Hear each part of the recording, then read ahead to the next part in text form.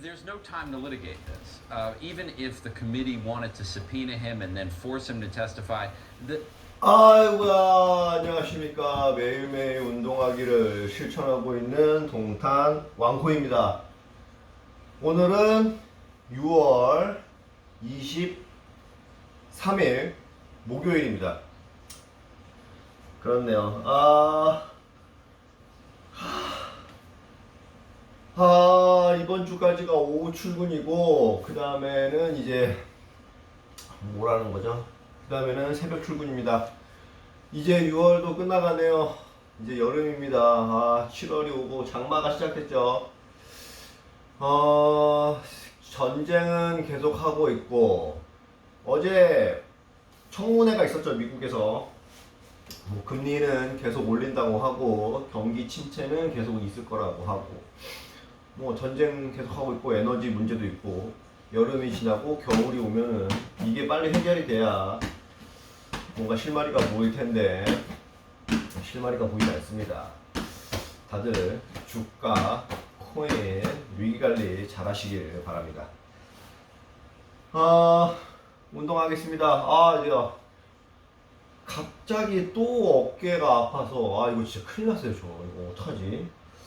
이번 주에는 일단은 한의원을 못 갑니다. 영어 시험이 있고 해가지고 한의원을 못 가는데, 그 다음 주에는 또 여행을 가서 또 주말에 한의원을 못 가요. 일단은 최대한 스트레칭이랑 몸을 풀면서 제 몸에 오는 위기를 극복하도록 하겠습니다. 역시 운동을 할 땐 CNA죠. And Donald Trump does not have people immediately around him turn on him. I mean, I don't know whether it's fear, but if you look at his history, the people closest to him do not turn on him, and that's one reason why he's never actually been indicted. Here, Mark Meadows didn't turn on him. Rudy Giuliani didn't turn on him.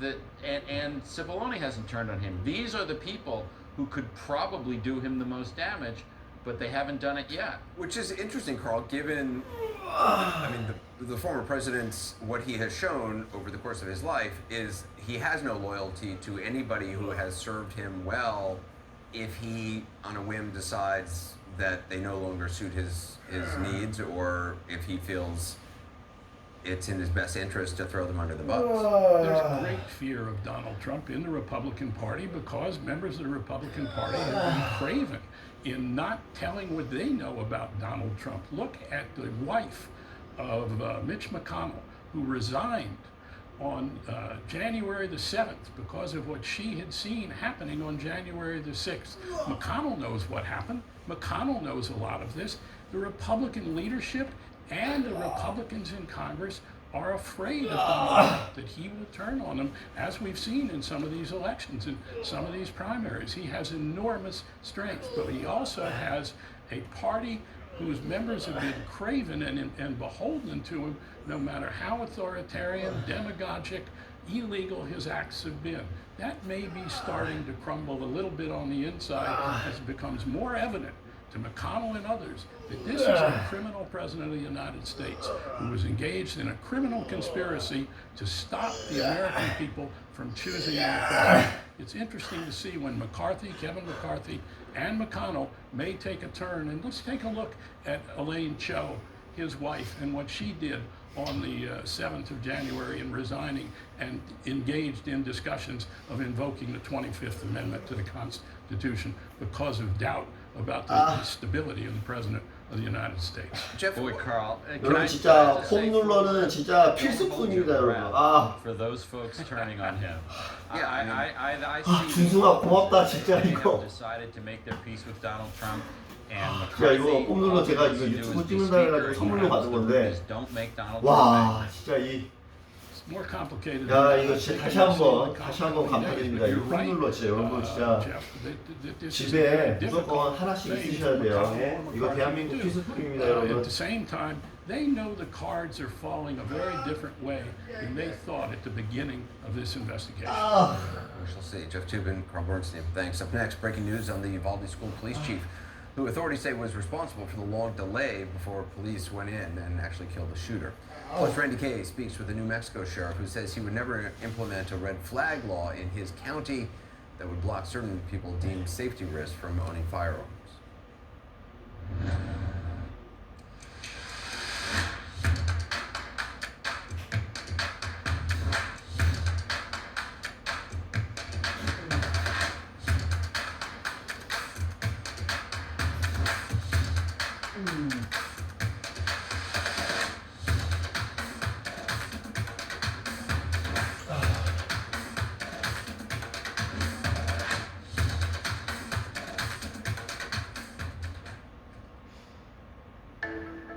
隅田国際美術館では当館所蔵の富岳36景神奈川沖波浦を富士フィルムの協力で高解像度デジタル撮影を行っています。高画素かつ高精細で撮れることによって様々な楽しみ方がさらに広がるかなというふうに思ってます。それがですね、国を越えたり地域を越えたりすることでその資料価値っていうのがさらに上がっていくかなというふうに考えています。Finally guessing in Tokyo, and this is CNN. Sunday on CNN.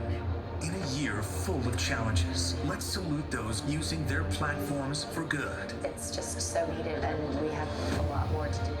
Join us as we shine a light on some familiar faces. I have gotten a front row seat to what heroism is. Turning words into action. It makes us human. If we still care, there is hope. CNN Heroes Salutes, hosted by Aaron Burnett. Sunday.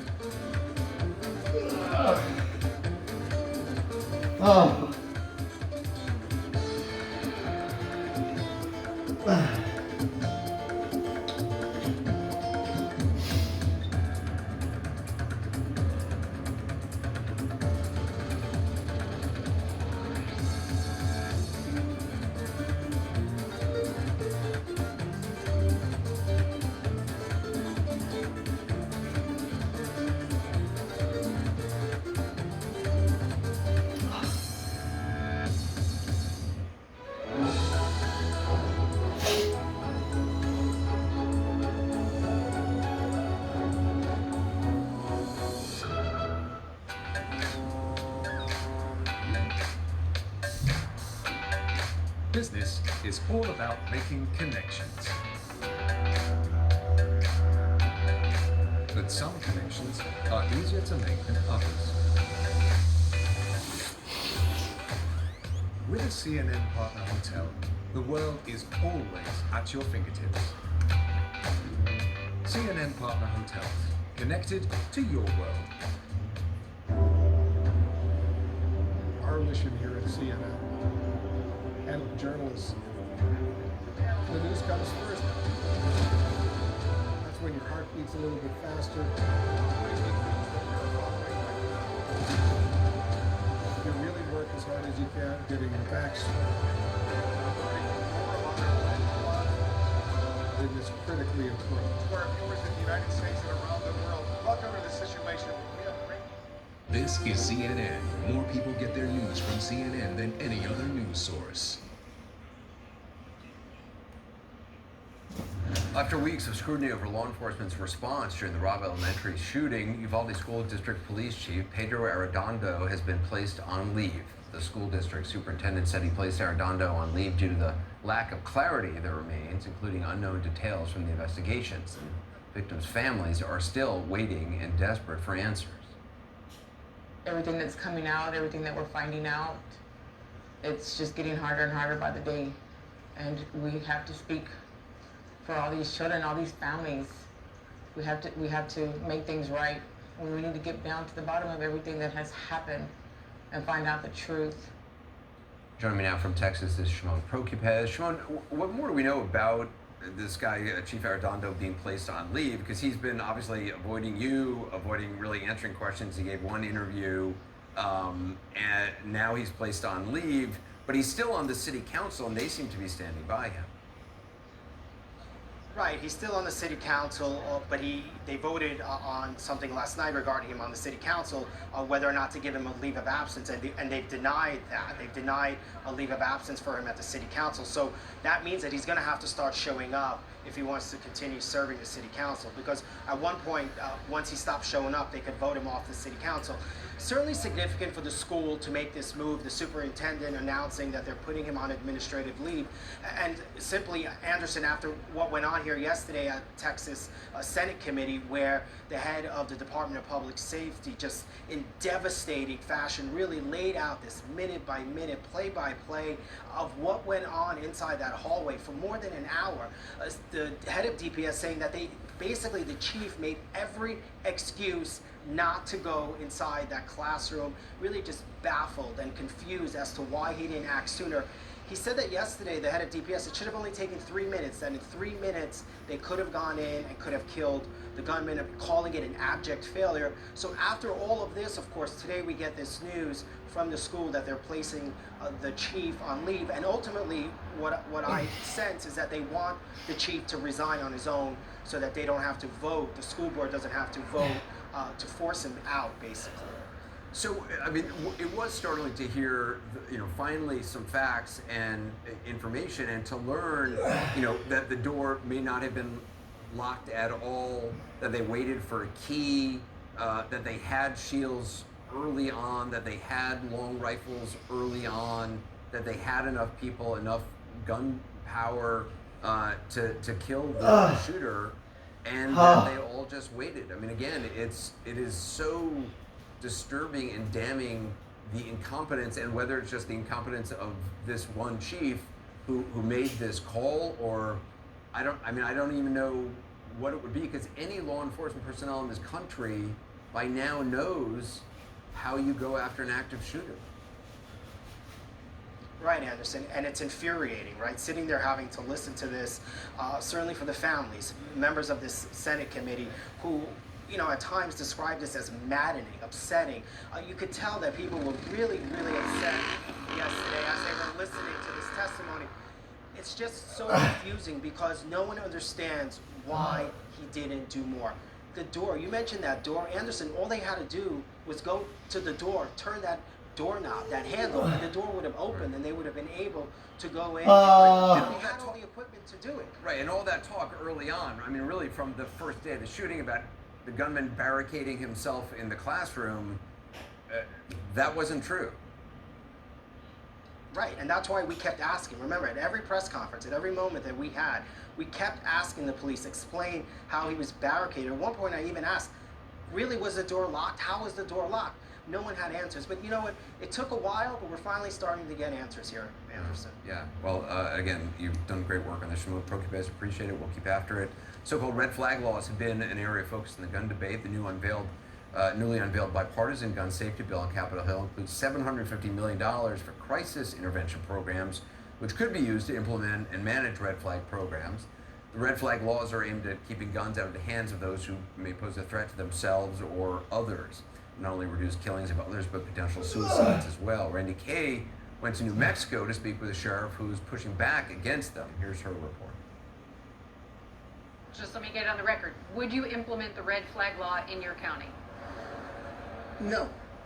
In Sierra County, New Mexico, Sheriff Glenn Hamilton is refusing to use the red flag law in his state. He calls it ineffective and unworkable. I can tell you right now, a temporary restraining order issued to an individual that says you can voluntarily turn your firearms in 48 hours is not going to be adhered to at all. And that's where this sheriff takes issue with the law. Adopted in 2020, New Mexico's red flag law, known as the Extreme Risk Firearm Protection Order Act, does not allow law enforcement to seize someone's weapons outright. Instead, it gives an individual 48 hours to voluntarily relinquish their firearms to law enforcement after being served. How is allowing an individual self-compliance with an order who is not thinking correctly, how is that saving the community? How is that in any way, shape, or form solving the problem? In some cases, that individual will turn in their weapon, right? I doubt it. Not if the individual had in his mind that they were going to go perpetrate a mass shooting somewhere. But why not at least try? I'm going to go after an inanimate object but I'm going to leave the individual who is allegedly in crisis. I'm going to leave him alone and let him cool down on his own. Makes no sense whatsoever. Sheriff Hamilton argues that giving someone 48 hours to turn in their weapons will only cause them to move up the timeline for whatever crime they may be planning. But you don't know that for sure, so why not serve the order? No, I do know that for sure. I have had 28 years of dealing with the criminal mind out there, and I'm going to tell you, no red flag law in any way, shape, or form is going to change a criminal's mind that is dead set on committing such an atrocity as a mass shooting. But Sheila Lewis, with New Mexicans to Prevent Gun Violence, says the sheriff has it all wrong. There has not been a reported case of somebody running out to commit a violent crime in that 48-hour period because they were served with the order. What does tend to happen in that 48-hour period? They bring their guns in to law enforcement and they go to court. With New Mexico's red flag law, after a person is ordered to turn over their guns, there's a 10-day cooling off period and then a court hearing. A judge will determine if those guns should be returned to the individual or removed and for how long. After the red flag law took effect here in 2020, it's only been used 9 times. In 5 of those cases, the guns were removed from the individual for 1 year. In the other 4 cases, they were returned to the owner. This is a stopgap measure that can remove the firearm from a challenging situation. Representative Joy Garrett co-sponsored the bill that became New Mexico's red flag law. What do you think is the danger in the case of Sierra County where the sheriff is not going to implement this law? I think the danger is that there may be a life that can be saved, or many lives that can be saved. Like the life of Alexia Rael. The 16-year-old was gunned down with her cousin in a different county last month in a murder-suicide by her mother's former boyfriend, who had allegedly been sexually assaulting her. The red flag law was in place, and this restraining order shows he possessed 2 guns, but the red flag law wasn't used to have those guns removed. The Bernalillo County Sheriff's Office told us they didn't red flag the suspect since they had no information he posed an immediate danger of causing personal injury to himself or others with a firearm.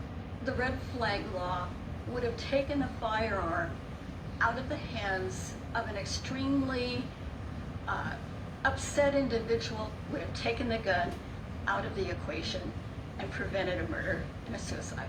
And you believe that girl would be alive today? I do believe that girl would be alive.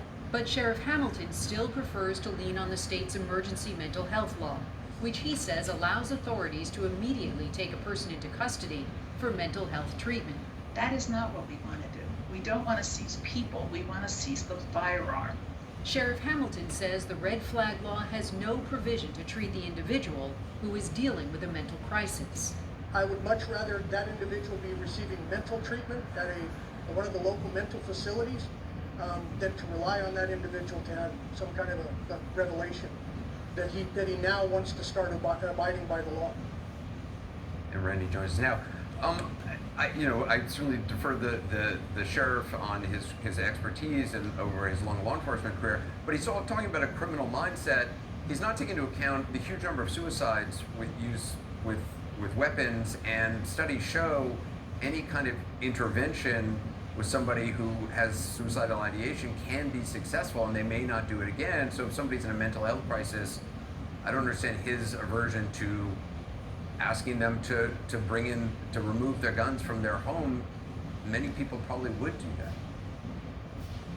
Yeah, I think he's very concerned about this 48 hours that's voluntary, Anderson. He just doesn't believe that people are going to turn in their weapons, whether it's something that they're considering, whether it's suicide that they're considering, or it's some type of mass shooting. In fact, he pointed out a case when we spoke to him where there was a suicidal individual, and his deputies, he told us, went and took that person into custody instead of just taking the means that he was planning to use to harm himself. So he still believes that whether it's a criminal situation, a crime that somebody's trying to commit, or potentially harming themselves, he still believes that this mental health law is the way to go, and he really believes that there should be some type of psych evaluation in the first 24 hours when somebody is flagged with this red flag law. He'd like to see the red flag law and the mental health state law merged, actually, because then there would be a better evaluation early on, Anderson. The state right now, Anderson, has no plans to merge that legislation, although the representative we spoke with said that she is open to it, Anderson. Yeah, well, certainly mental health evaluations also sounds like a very good idea. Randy Kay, appreciate it. Thank you. Coming up, the Supreme Court could release an abortion rights decision as soon as tomorrow that, if it lines up with the draft opinion leaked back in May, would overturn the landmark Roe v. Wade case. How could that affect the upcoming election? We'll take a look at that next.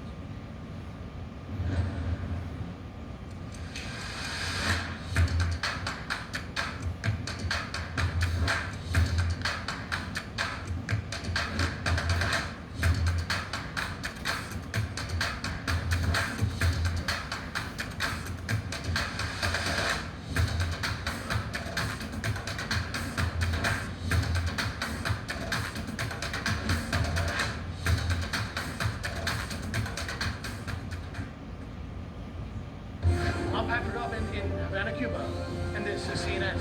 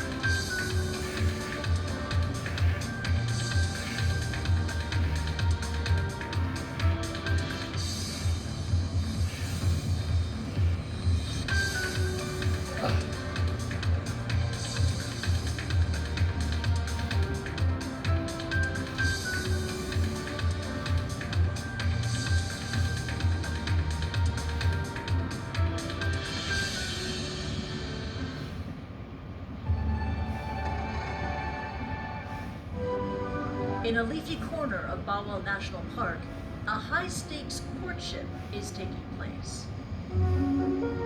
The future of this critically endangered species in Bangladesh depends on it. The Asian giant tortoise was thought to be extinct in the country until 10 years ago, when a few were discovered in the wild. And now, conservation biologist Shalar Cesar Rahman is on a mission to bring them back.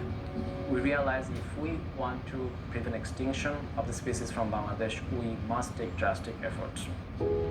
Rahman runs a conservation and breeding center for 4 critically endangered species of turtle and tortoise. The captive bred, critically endangered Asian giant tortoises, which are bred here in our center for the first time in Bangladesh. We'll be releasing these individuals back in the wild.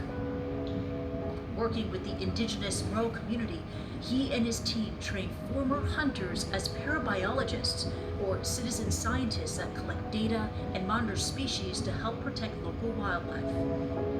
We're empowering them to be the guardian of the ecosystem. I do believe there are reasons to be optimistic, and it all depends on us and the future generation to make that decision and to take action.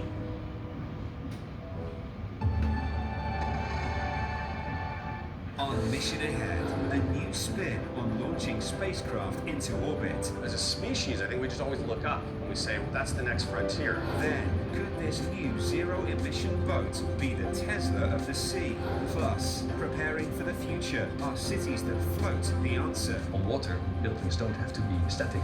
Meet the entrepreneurs and inventors who are taking mobility to the next level.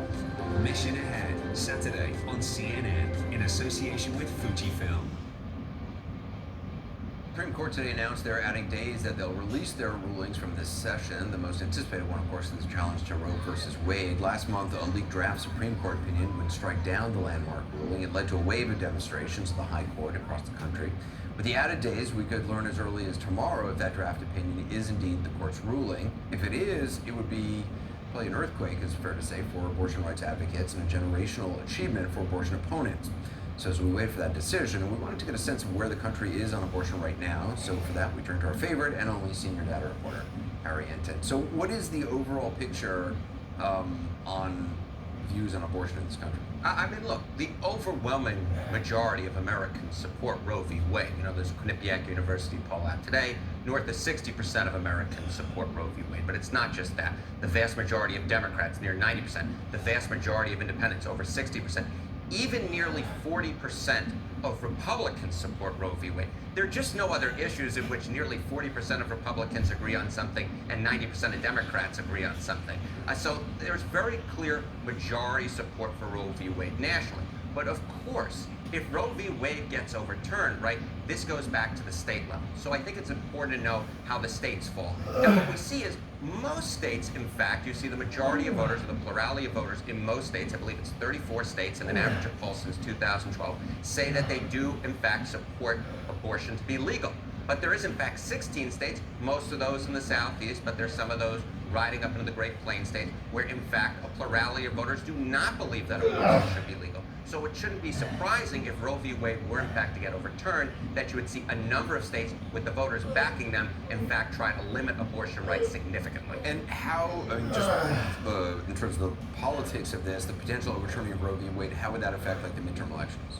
Well, this is one of those interesting things where I think, you know, when that leak first came out, we're like, okay, there might be a massive change in the polling, right? It didn't happen.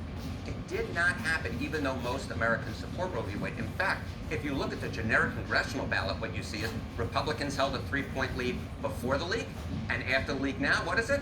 It's the exact same 3 points. So that's not an issue people vote on? It does not necessarily seem like an issue that people vote on, and what more than that we know is that when, you know, you ask about enthusiasm, which I think is key, right? Because midterms are not just about who's going to, you know, how people are going to vote. It's whether they're going to vote at all. And in fact, what we see is that the enthusiasm Republicans had edge before the leak and still have that edge now post the leak. That's interesting. So, we'll see. I mean, we're going to see, but here's the other things, you know, I'll point out for you, right? You know, you pointed out what people are necessarily going to vote on, right? Yeah. And if you look, most people are going to vote on the economy. It's the #1 issue. Abortion is way down on the list. It's number 3 at this particular point, I do believe. And gun violence is a 17. Right, it's 17, but right now, economy at around 50%, the vast majority, and that's why I don't think we're seeing people really change their minds at this particular point. It's great to look at the numbers, Harry Enten. Thank you so much. That's what I tend to do. You're the data guy. Yeah. Thank you. That's what they say. That's what they say. That's what you say. Coming up, the war in Ukraine on the cusp of hitting the 4-month mark, as many analysts wondering if Vladimir Putin's apparent plan to just grind the country into submission is working. Up next, I'll talk to a founding member of the anti-Putin protest group, Pussy Riot, for her thoughts on the future of Ukraine.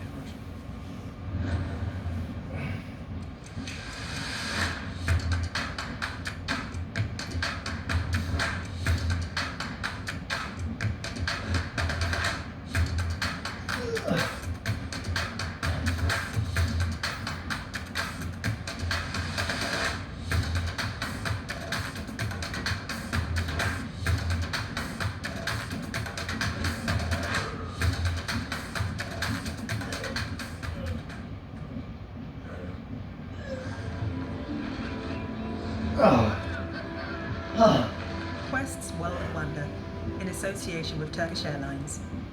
The Irish have had to defend themselves from foreign invaders and marauders since the Middle Ages.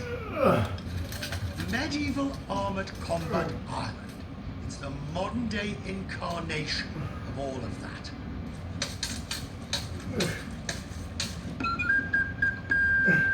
Once more, my dear friends, into the breach.